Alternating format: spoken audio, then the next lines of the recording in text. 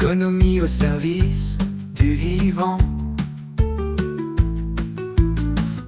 Pour cela, il faut absolument que l'EFC produise un certain nombre de choses, notamment le fait que le travail que vous menez développe votre santé. Ça, c'est un indicateur de transformation. Il faut transformer le travail de manière à ce que, justement, la partie vivante du travail, c'est-à-dire celle qui mobilise votre subjectivité, soit toujours plus importante.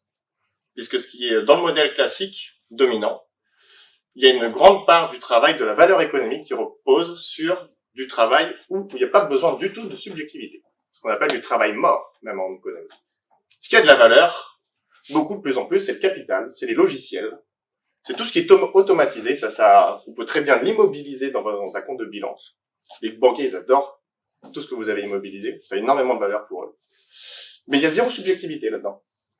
Ce qui a de la valeur pour nous, c'est qu'un changement de modèle économique, c'est lorsque le travail mobilise beaucoup plus la subjectivité. De notre point de vue, on pourra agir sur les enjeux de l'environnement, de l'écologie, que si on change de modèle économique. Il n'y a pas de nouvelles technologies qui nous sortiront de la passe.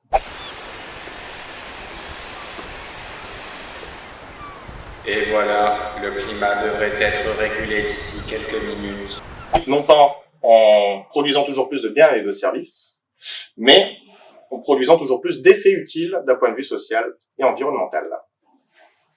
C'est ça le renversement de l'économie, de la fonctionnalité, de la coopération.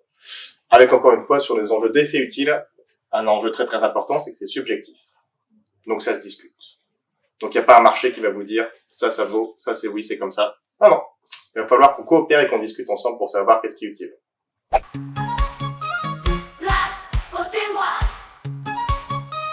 Je suis agronome de formation et donc j'ai créé un bureau d'études pour travailler sur les sols, l'agriculture et la protection des ressources. Et on travaille aussi sur les domaines de l'assainissement, de la gestion des eaux pluviales.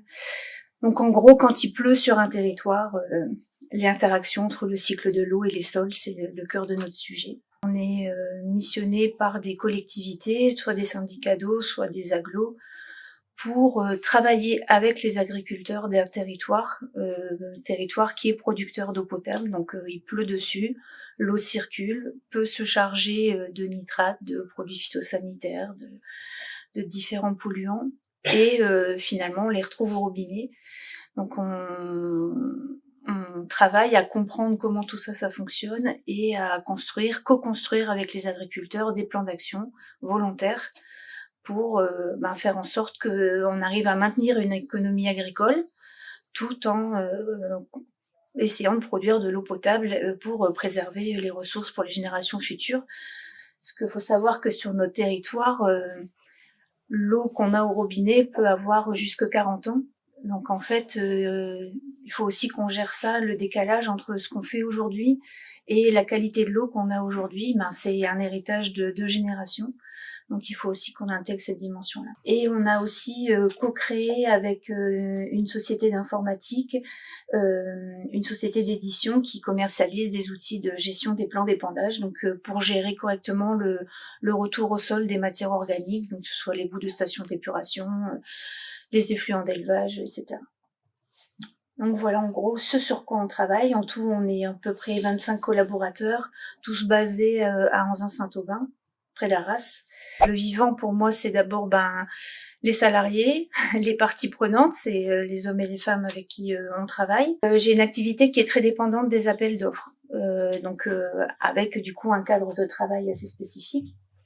Et des cycles commerciaux longs, puisque entre le moment où on répond à l'appel d'offres, où on est sélectionné, où on fait le travail, c'est des études qui peuvent durer jusqu'à 1 an à 2 ans, donc c'est des cycles commerciaux très longs. Le développement fait que on gagne des appels d'offres, faut recruter. Une fois qu'on a les personnes, il faut répondre à des appels d'offres parce que l'étude, quand elle s'arrête, faut renouveler. Et donc une espèce de cercle machine qui s'emballe. Et du coup, ça c'est pareil, on le subit, quoi. En fait, le travail d'un bureau d'études, surtout dans un cadre d'appel d'offres, c'est toujours de répondre à un CCTP, à un cahier des charges, où en fait le client a exprimé un besoin, mais qui n'est pas forcément le sien. Parce que dans le monde de l'appel d'offres, les copier-coller de cahiers des charges que se passent les collectivités, et puis quand on est sur un domaine d'expertise bien précis, en fait, c'est quand on va travailler avec le client, on va l'aider à affiner sa problématique et limite, on va faire vraiment émerger son besoin au moment où on travaille avec lui. Donc, au stade du cahier des charges, de l'appel d'offres, où en plus les règles de marché public font qu'on peut pas discuter avec le client, font que en fait, on a un besoin qui est exprimé. Alors déjà, nous, on y répond, mais on y répond avec notre vision des choses. Donc, il y a déjà des écarts entre le cahier des charges et notre réponse. Et puis, quand on va faire la première réunion avec le client et qu'on va vraiment là comprendre son attente, en fait, ce qu'on va faire en vrai, c'est de nouveau pas ni ce qui a été demandé, ni ce qui a été vendu. Donc tous ces écarts-là, plus le fait que on a l'innovation, c'est un moteur important dans notre travail. On est sans cesse en train de s'inspirer de ce que fait la recherche-développement, l'INRAE que vous devez connaître, les instituts techniques, etc. Font qu'en fait, on fait pas deux fois la même étude. Et donc c'est là que j'ai compris qu'en fait, on n'est pas du tout organisé en mode industriel. Et on ne fait pas un travail industrialisé, mais je le vends comme un travail industrialisé. Et c'était vraiment la source une source importante du mal-être que générait, parce que tout ça, ça génère de la désorganisation. Quand on fait un planning basé sur ce qu'on a vendu, mais qu'en fait on fait pas ce qu'on a vendu, forcément les plannings on les tient pas, donc ça génère du stress et ça génère aussi une posture à travailler avec le client. Et donc tout ça, c'est des prises de conscience que j'ai fait dans le chemin et que j'essaye de corriger dans notre organisation. Ce qui fait que de notre point de vue, on peut pas mettre l'économie au service du vivant. C'est qu'on résume à chaque fois tout le travail que l'on produit, toute la valeur que l'on produit à une marchandise. L'insertion, par exemple, c'est une marchandise maintenant. Le service d'insérer les personnes, c'est une marchandise industrialisée, standardisée. L'étude, le rapport d'étude, c'est une autre. La formation de dirigeants d'entreprise, ça pourrait être très bien aussi une marchandise comme ça. Et si on s'intéresse plutôt à tous les effets utiles, et puis surtout au service de quoi, avec toute cette dimension subjective, et qu'on regarde qu'est-ce qu'ils font réellement les gens, et qu'est-ce qu'ils ont envie de faire. Est-ce que tu as juste envie de produire une étude, ou tu as envie que l'étude elle ait un impact et qu'elle produise plein d'effets. Et du coup, ceux qui étaient simplement en train de produire ces études, s'ils veulent vraiment s'intéresser aux effets d'après, et forcément c'est plus le même travail, et surtout ils sont obligés de coopérer. En fait, quand on est bureau d'études, on vend des rapports d'études. Sauf que déjà faut qu'ils soient lus. Des fois on en a le doute. On a certaines collectivités qui commandent cette étude-là parce que l'agence de l'eau leur impose de faire l'étude parce qu'ils veulent rénover le château d'eau. Donc là, je vous dis pas la bonne volonté qu'il y a autour de la table, c'est donc nous, on a fait le choix de plus se positionner, ou en tout cas, quand on arrive à le savoir d'avance, parce que toujours avec ces histoires d'appel d'offres, c'est très difficile de le percevoir d'avance. Si on a affaire à une collectivité qui a une réelle intention de discuter avec les agriculteurs de son territoire pour trouver une solution, ou si on est sur une commune qui a besoin de rénover le château d'eau. Donc déjà, nous, ce qui nous intéresse, c'est de discuter avec les agriculteurs, parce que on peut pas faire avancer les choses si on met pas les gens autour de la table. Et en fait, c'est ce qui nous est apparu, c'est qu'en fait, toute la valeur qu'on crée quand on réalise une étude comme ça, c'est dans la relation qu'on noue avec les agriculteurs, c'est dans la confiance qu'on crée dans le conseil indépendant qu'on va pouvoir leur donner, et c'est le fait de réussir à mettre les acteurs d'un territoire autour d'une table.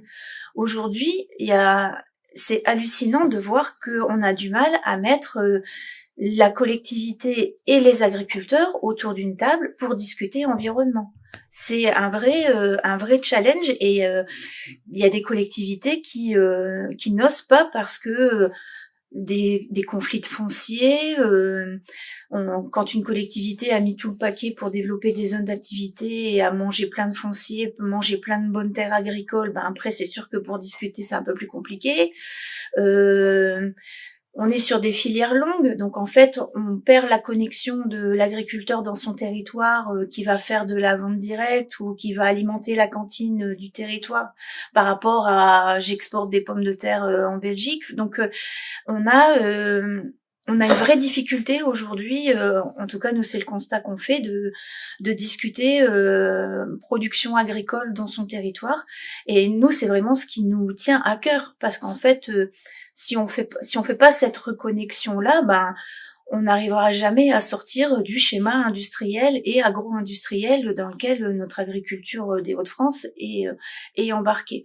Donc en fait nous on met beaucoup d'énergie on travaille sur des thématiques environnementales basées sur le volontariat. Donc déjà, notre premier challenge, c'est quand on appelle les agriculteurs pour leur dire on vous propose un diagnostic de votre exploitation. Donc je vous laisse, ça dépend des moments, ça dépend de la météo, ça dépend du cours du blé, mais c'est déjà notre challenge de réussir à rentrer dans les fermes et de réussir à faire aussi faire comprendre aux agriculteurs qu'ils doivent revenir acteurs de leur place dans le territoire. Et donc du coup, vous voyez qu'entre la façon dont on perçoit notre métier et le fait de facturer un rapport, c'est même plus un fossé, c'est le Grand Canyon.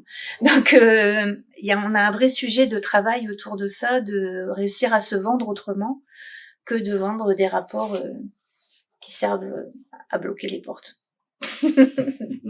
Un autre écart dont j'ai pris conscience, c'est qu'en fait quand on répond à un appel d'offres, notamment dans les prestations de bureau d'études, on a des profils. Donc on doit vendre un profil chargé de projet, un profil ingénieur, un profil technicien, etc. Et donc on enferme les gens dans des cases et dans des prix.